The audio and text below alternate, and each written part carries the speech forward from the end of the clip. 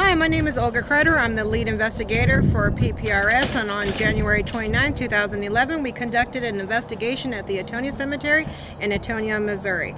The paranormal claims on this cemetery is that around 1825, there was a huge epidemic of cholera that kind of just wiped out the town of Barnhart and along with Antonia.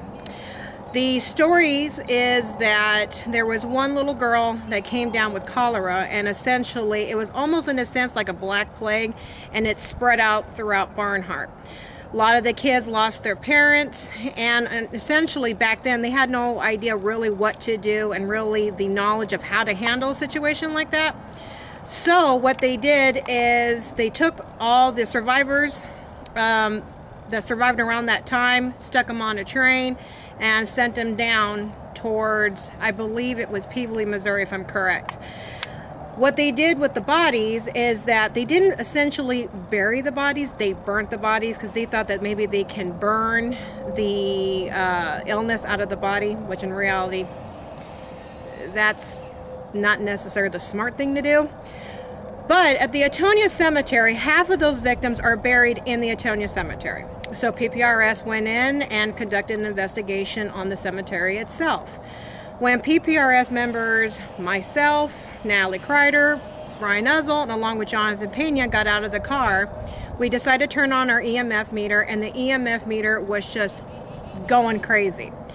We looked up and we saw that we were standing under some power lines, so we went ahead and considered the source, that essentially it was the power lines itself that was setting off the EMF. As I took the EMF meter and decided to go further into the cemetery, it was still going nuts. No matter which way I went with it, it was just absolutely going crazy. So when I started to go further down past the cemetery where there was absolutely no tombstones, it went completely silent.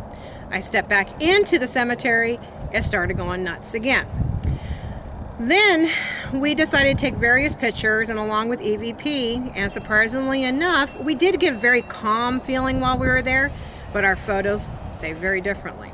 We did catch two apparitions, and if you go to our photo gallery, you will see the apparitions that we caught. Needless to say, it took us about 2-3 hours to kind of decide whether or not if it was in fact a mist or an apparition. But if you go in and you zoom in, you cannot mistake that face, and it was an apparition of a flowing lady. Essentially it was coming from a tombstone up.